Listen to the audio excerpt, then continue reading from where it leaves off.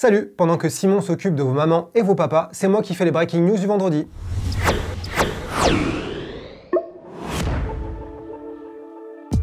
Bienvenue dans ce nouveau Breaking News. Comme toutes les semaines, on revient sur quelques informations qu'on trouve importantes.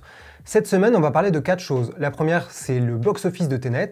La deuxième, la fin de 10% sur France 2. La troisième, le succès de Borat 2 sur Amazon. Et enfin, on rendra un petit hommage à Sean Connery. Première chose, on reparle donc de Tenet. Ça fait un long moment que tout le monde en parle. Est-ce que ça a été un succès? Est-ce que ça a été un échec? C'est pas vraiment le sujet ici, du moins d'un point de vue financier. On va quand même rappeler les faits. Le film a coûté plus de 200 millions, c'est-à-dire que c'est un gros budget. C'est un budget de vraiment gros blockbuster. Un Marvel coûte à peu près 200 millions. Parfois moins, parfois plus, mais vraiment c'est la fourchette haute du blockbuster, ce qui montre à quel point il y avait des enjeux énormes pour la Warner Bros. À ça, il faut ajouter un budget marketing qui est entre 50 et 100 millions. On voit à quel point le film a probablement coûté 250 millions, 300 millions. Au box-office, 350 millions, alors que sa carrière est quasiment finie. Donc vraiment, c'est pas très compliqué et c'est pas être négatif ou pessimiste de voir que c'est a priori un échec, en tout cas sur l'exploitation salle, puisqu'après il y a la carrière VOD, DVD, tout ça c'est un autre sujet. Ce qui est intéressant aujourd'hui, c'est que Christopher Nolan, récemment, a parlé de ses résultats. Il a donné son petit bilan, évidemment avec un peu de langue de bois, mais il a dit quelque chose assez intéressant. Il a parlé au Los Angeles Times avec des mots qui sont quand même assez pessimistes. Il dit « Warner Bros a sorti Tenet et je suis ravi qu'il ait rapporté près de 350 millions de dollars. Mais je crains que les studios tirent de mauvaises conclusions de cette sortie. Qu'au lieu de regarder les points sur lesquels le film a bien fonctionné, ils utilisent ça comme excuse pour que les salles soient les seules à payer le prix de la pandémie, au lieu de jouer le jeu aussi et s'adapter. En d'autres termes, reconstruire l'industrie. » Ça rejoint un peu les mots du PDG de AT&T qui possède en grande partie le studio Warner, et qui disait il n'y a pas très longtemps que, en gros, personne n'était sorti vraiment ravi et vainqueur de cette sortie. En gros, ils sont vraiment tous les deux sur le même discours. Officiellement, ils sont contents d'avoir pris ce risque, ils sont fiers de défendre les salles, et en même temps, ils sortent avec le même constat, la même impression que ça n'a pas été la réussite attendue, et que vraiment tout le monde maintenant est un petit peu inquiet. En gros, tout le monde marche sur des œufs. Les studios comme le public, tout le monde se demande où est-ce qu'on va. Ce qui est assez intéressant, c'est les conclusions qu'on peut en tirer. Parce que vraiment, ça montre que derrière les mots à peu près positifs de fierté d'avoir pris ce risque, encore une fois, tout le monde est d'accord sur le bilan. Le bilan, il est un peu négatif, il est en tout cas assez inquiétant. Tout le monde se demande, maintenant que Tenet a servi de test, que tout le monde l'attendait, que tout le monde a vu les pots cassés, maintenant clairement le signal est négatif. C'est pour ça que plein d'autres films ont été repoussés. Disney a repoussé Black Widow et toute la phase 4 encore une fois. Le prochain Pixar qui s'appelle Soul sortira directement sur Disney+. James Bond a été repoussé et même la Warner elle-même a fini par repousser Dune à l'année prochaine. Le cas Wonder Woman est assez intéressant puisque comme Tenet, il pourrait encore servir de test.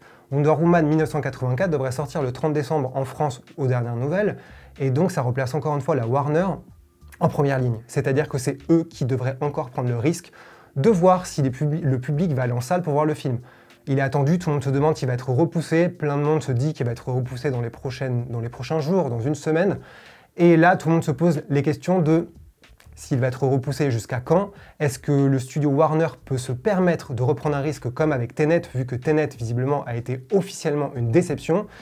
Et il y a une rumeur qui traîne en ce moment, qui est assez intéressante, parce que, a priori, Wonder Woman est un film fait pour le cinéma, évidemment. Comme Tenet, Christopher Nolan et la Warner l'avaient répété sur Tenet, c'est un film qui est fait pour les grands écrans. Mais là, il y a une option qui se dessine, qui est encore de l'ordre de la rumeur, donc vraiment prendre avec des pincettes, mais en théorie c'est intéressant. Une sortie de Wonder Woman d'abord au cinéma, sur 3, 4, 5 semaines pour exploiter les grands écrans, et ensuite basculer sur de la SVOD, c'est-à-dire le laisser à vendre, ou en tout cas pour les abonnés, sur un service comme HBO Max, qui est pour rappel la plateforme de streaming du studio Warner Bros. C'est intéressant puisque là on verrait bien que ce serait une stratégie pour limiter la casse et essayer de bouffer à tous les râteliers. On se souvient que Disney avait sorti Mulan, avait annulé la sortie de Mulan au cinéma pour le sortir uniquement sur Disney+, au tarif de 30 $ pour les abonnés. C'était un énorme coup, ça avait créé un super gros débat, parce que plein de gens étaient énervés, c'était en gros abandonner les salles de cinéma, c'était vraiment... ça a été pris comme un doigt d'honneur de Disney aux salles de cinéma et au public. Là, la Warner a sûrement tiré des leçons, et Disney a même tiré des leçons, puisque Soul sortira uniquement pour les abonnés de Disney+, mais sans payer en plus comme pour Mulan. Est-ce que Warner va tirer profit de ce test Mulan pour proposer quelque chose de différent? Est-ce qu'ils vont chercher une alternative entre les salles de cinéma et un service de streaming? sachant que HBO Max n'est pas disponible dans plein de pays du monde entier, dont la France. C'est la grande question actuellement. En tout cas, il n'y a rien de sûr sur Wonder Woman 2, enfin de Wonder Woman 1984. Mais bon, c'est la prochaine étape dans tout ce bordel, c'est de savoir si ce film va sortir au cinéma ou pas. Parlons maintenant de 10%, parce que la série diffusée sur France 2 vient de se terminer après 4 saisons. Ça a été un événement, ça a été un succès à la hauteur des précédentes saisons, avec environ 3,5 et 4 millions de spectateurs en moyenne sur la saison, ce qui est aussi bien, voire un peu mieux que la saison 3. C'est un succès pour France 2, c'est à la hauteur des audiences d'un épisode récent de Joséphine Ange Gardien ou de L'amour est dans le pré, à titre de comparaison. Vous en faites ce que vous voulez, mais en tout cas ça veut dire que la série attire pas mal de gens et de manière assez large. 10%, peu importe ce qu'on pense de la série, qu'on la trouve nulle ou super bien, c'est intéressant parce que ça a vraiment été un petit miracle qui a à la fois plu aux gens qui adorent les séries et ceux qui regardent ce qui passe tout simplement à la télévision. Ça a plu à la critique et au public de manière vraiment très claire et nette, et ça a à la fois parlé au public français et étranger. Sur Netflix, la série est diffusée par exemple aux États-Unis sous le titre de Call My Agent, et ça a vraiment une renommée internationale, et c'est pour ça qu'ils ont réussi à avoir par exemple Sigourney Weaver dans l'avant-dernier épisode. Et d'ailleurs, Sigourney Weaver a un des meilleurs rôles de guest, et on est très content de la revoir dans un rôle, parce que ça fait un petit moment qu'elle n'a pas eu un rôle aussi cool et léger. Pour revenir à 10%, c'est intéressant parce que suite à ce succès, pourquoi est-elle arrêtée ou annulée? C'est plutôt un arrêt de la part de l'équipe qui a décidé de stopper, vraiment de mettre le haut là. Et la première justification la plus banale, c'est qu'artistiquement, ils pensaient être un peu à bout. Ils tournaient un petit peu en rond, ils ne savaient plus trop quoi faire à part avoir de nouveaux invités, même s'ils avaient de plus en plus de stars qui étaient OK pour apparaître, ils avaient l'impression de tourner en rond, tout simplement. C'est pas ça qui est intéressant. Ce qui est intéressant, c'est qu'un des producteurs de la série a confié à Allociné que c'est aussi lié, voire surtout lié, à des raisons économiques. Le producteur, c'est Michel Feller, ou Fellé, je ne sais pas si on est français ou américain, mais il a dit que économiquement, on arrivait au bout. Malgré le succès incroyable de la série, nous n'avons aucun bonus. On reste dans une économie de service public avec de petits moyens. On est au tiers du budget d'une fiction anglo-saxonne pour vous rendre compte de la différence. Il ajoute à ça le salaire des acteurs, puisque par exemple Camille Cotin, Laure Calamy, Nicolas Maury ont tous une carrière au cinéma qui a commencé à grimper en flèche, ils ont tous eu pas mal de succès, notamment cette année. Et en plus, les décors liés à l'intrigue sont de plus en plus vastes, extérieurs, donc voilà, en gros, la série coûte de plus en plus cher. C'est assez intéressant puisqu'on voit à quel point l'économie française est très différente, peut être compliquée pour une série, même quand, a priori, elle a l'air d'être un gros carton. Donc, elle est a priori terminée, je dis a priori, parce que malgré cette fin annoncée en fanfare, et la sensation à la fin de cette saison 4 que plein de choses sont terminées, que les chapitres sont clos pour pas mal de personnages principaux, il y a quand même l'idée clairement énoncée par l'équipe que ça va revenir d'une manière ou d'une autre. Que ce soit le réalisateur Marc Fitoussi ou Dominique Besnéard, qui est donc un ex-agent de Star, producteur, qui est derrière la série, qui a été à l'initiative de la série en partie, explique que ça va continuer. Est-ce que ça va être avec des personnages qui vont revenir? Est-ce que ça va être une sorte de nouveau cycle, comme le dit Dominique Besnéard? Comprenez là ce que vous voulez. Est-ce que ça va être de nouveaux personnages? Est-ce que ça va être un nouveau cycle avec la nouvelle agence? Ceux qui, dans la série, pour ne pas spoiler, pourraient continuer à vivre des aventures dignes de 10% telles qu'on la connaît jusque-là? Est-ce qu'il y aura une série dérivée aux États-Unis? Peut-être que quelqu'un va aller dans un cabinet à New York et qu'il y aura de plus en plus de stars américaines. Le mystère est total. En tout cas, a priori, c'est difficile d'imaginer qu'il n'y aura pas une suite à 10%, sous une forme ou une autre, sachant que ça peut aussi bien être un remake américain sous forme de spin-off. Maintenant, on va parler d'une autre chose, c'est Borat 2. Pour resituer un petit peu, Borat 2 a fait polémique et a fait beaucoup de débats ces derniers temps, parce qu'il est sorti en plein pendant la campagne électorale des présidentielles américaines, et c'est un film évidemment anti-Trump qui vraiment tacle sévère dans le camp républicain et surtout les personnalités de Donald Trump. C'est intéressant parce que ce film-là, il aurait dû à la base sortir au cinéma, c'était conçu pour ça, jusqu'à ce que 2020 arrive, a priori vous savez de quoi je parle, et Sacha Baron Cohen, qui est le grand clown, chef d'orchestre de ce joyeux bordel, voulait absolument que le film sorte pendant la campagne présidentielle. Il a raconté que ça a été un petit peu compliqué, qu'il a été tapé à la porte de tous les services VOD, donc on peut imaginer sûrement Netflix, et qu'ils ont pour la plupart été assez frileux, sauf Amazon Studios qui a décidé d'y aller. Et ils y ont été un peu forts, hein. Ils ont mis environ 20 millions de dollars dans la campagne promo aux États-Unis sur la télévision. Donc vraiment, ils voulaient que ce soit un événement, et cet événement, il a été jusqu'au bout, puisque très rapidement, après la sortie du film, Amazon a crié en fanfare que ça avait été un super carton. Ils ont parlé de dizaines de millions de spectateurs, c'est leur mot. Qu'est-ce que ça veut dire? Ça ne veut rien dire. Est-ce que c'est 10, 20, 30, 40, 200 millions? Ça ne veut rien dire. Et cette sensation que ça ne veut rien dire, elle est liée à l'écosystème de la SVOD actuellement. Pour dire très simplement, quand un film sort au box-office, on connaît les chiffres, ils sont officiels, personne ne peut les cacher. Parce que c'est à la fois une affaire des studios et une affaire des salles, et donc c'est tout un écosystème qui est surveillé par plein de monde, parce que ça concerne plein de monde. Les plateformes de SVOD, c'est très différent. Quand Disney parle des chiffres de Disney+, il parle de son propre succès. Quand Amazon parle de Borat 2, il parle de son propre succès. C'est là que vient l'idée qu'on va faire de l'autopromo et mettre sous le tapis quand il y a le moindre problème. C'est pour ça qu'on n'a pas de chiffres officiels sur Mulan, par exemple. Sur Borat, c'est intéressant, puisque Amazon, un peu comme Netflix quand il y a un gros succès, qui parle de Tyler Rake, Old Guard, ça a été des cartons incroyables apparemment, et à chaque nouveau carton, ils remettent en avant le fait que ça dépasse l'ancien carton. Tout ça avec une méthode de comptage qui est plus que douteuse, puisque sur Netflix, ça a été largement expliqué qu'il comptait qu'un film était visionné par quelqu'un si on en regardait 30 secondes, 1 minute, 2 minutes, enfin bref, un critère qui est absolument pas fiable et qui montre à quel point c'est du n'importe quoi, qui permet juste de grossir les chiffres et donner l'impression que tout le monde adore Netflix et que tout le monde est collé à Netflix pour regarder n'importe quelle merde. L'idée sur Borat 2 qui est intéressante, c'est que après les dires officiels, mais très vagues, de Amazon qui parlait de dizaines de millions de spectateurs sur le premier week-end, il y a eu un cabinet extérieur qui a donné ses estimations. Les cabinets extérieurs, c'est l'autre acteur important de la SVOD, puisque si les principaux concernés, que ce soit Disney, Amazon ou Netflix, ne donnent pas les chiffres officiels, il y a des cabinets extérieurs qui font leur business en analysant des données, et ça peut être plus ou moins vaseux. Ils vont prendre un échantillon, ils vont prendre un pays, ils vont prendre une population précise, sur une durée très précise. Bref, c'est vraiment des indicateurs et des estimations. C'est pour ça qu'il faut prendre ça avec des pincettes. C'est ce qu'on fait maintenant. Mais je vous avertis, voilà, on ne sait pas si Borat a été un énorme carton, mais les indicateurs prouvent qu'a priori, ça n'a pas été un échec. Donc ce cabinet extérieur qui s'appelle Screen Engine a dit qu'ils ont sorti en gros un top 30 des films de SVOD aux États-Unis ces derniers mois pour regarder sur leur première semaine, sur leur sortie, à quel point les gens étaient excités et ont dit l'avoir regardé ou ont été tentés le coup. Sur ce top 30, Borat se retrouve deuxième.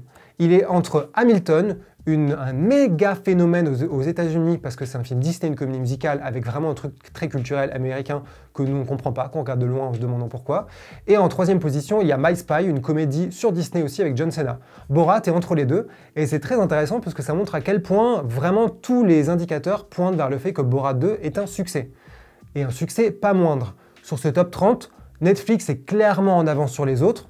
Mais Amazon est vraiment bien placé et il est en tout cas devant Apple TV+, HBO Max et les autres. Qu'est-ce que ça veut dire? Ça veut dire que vraiment Amazon Studio, Amazon Prime, se place vraiment en tête dans le trio de tête sur les gros acteurs de la guerre du streaming. La guerre du streaming, qu'est-ce que c'est? Vous devez avoir entendu parler, notamment sur écran large. C'est tout ce qui se passe autour de Netflix. Rappel des faits, Netflix a vraiment changé les choses, a indiqué un modèle, la marche à suivre, a pavé la voie pour ce qui se passe sur la VOD. C'est-à-dire que depuis que Netflix a eu un énorme carton avec un sacré nombre de séries et de films, tout le monde se dit qu'il faut absolument y aller et plutôt que de vendre ou de faire des collaborations avec Netflix, ils ont ouvert leur propre plateforme de streaming, leur propre Netflix, Homemade. Disney a fait Disney+, Warner Bros, comme on le disait tout à l'heure avec Tenet et Wonder Woman, a fait HBO Max, Apple a fait Apple TV+, et il y a donc Amazon. Amazon, aujourd'hui, c'est 150 millions d'abonnés, mais attention, ça comprend tous ceux qui ont un abonnement juste pour pouvoir commander des t-shirts, des DVD, des livres sur Amazon. Netflix est à quasiment 200 millions, il va le dépasser très prochainement si ce n'est pas encore fait. À côté de ça, Disney+, c'est dans les 60 millions, donc c'est vraiment en dessous, mais c'est un service qui est quand même plutôt récent. Et on n'a pas les chiffres sur HBO Max et Apple TV, en tout cas pas des chiffres très clairs et officiels, mais c'est clairement comme Disney+, ou un peu moins, vu comme ils ont été lancés assez récemment. Borat 2 a vraiment confirmé, après The Boys saison 2, qu'Amazon se place vraiment comme un acteur, un moteur géant du streaming. Parce que pour rappel, The Boys saison 2 s'était classé parmi le top 3 des séries les plus regardées cette année aux États-Unis. Pourquoi c'est intéressant? Parce que c'était la première fois qu'une série non Netflix était dans le trio de tête. Ça prouve bien à quel point The Boys 2 a pu être un carton énorme et attirer énormément de gens qui ont potentiellement acheté un abonnement pour Amazon Prime. C'est le but ultime de tous ces géants du streaming, des studios de production, c'est qu'il y ait un max d'abonnés chez eux et qu'ils prennent soit des abonnés aux concurrents, soit qu'ils convainquent ceux qui sont abonnés par exemple à Netflix de payer un nouvel abonnement chez eux. En tout cas, Borat 2, c'est la deuxième étape dans l'année 2020 très chargée et très belle de Amazon Studio, enfin très belle ou très démoniaque, à chacun de voir comme il le pense. Mais voilà, Borat 2 c'est un carton et ça veut dire que vraiment Amazon, il compte dans la guerre du streaming. On va terminer ce Breaking News en revenant quand même rapidement sur Sean Connery. Sean Connery, grand acteur qui a disparu la semaine dernière, le week-end dernier.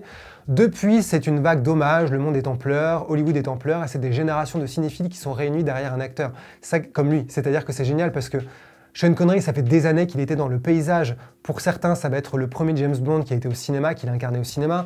Pour d'autres, ça va être le papa d'Indiana Jones. Pour d'autres, ça va être l'acteur fétiche de Sidney Lumet. Ça va être aussi Les Incorruptibles, ça va être Robin des Bois, ça va être Rock, ça va être Haute Voltige, ça va être la Ligue des Gentlemen Extraordinaires.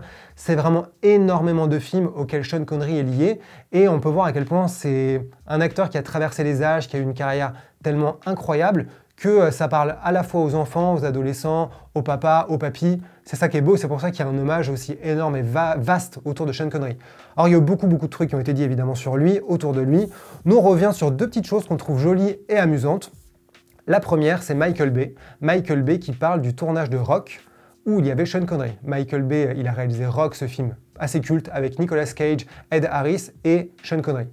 Pour lui, c'était un de ses premiers films, et pour Sean Connery, c'était évidemment dans la deuxième partie de sa carrière, il avait déjà de la bouteille. Et Michael Bay, c'est un jeune cinéaste qui disait vraiment être intimidé.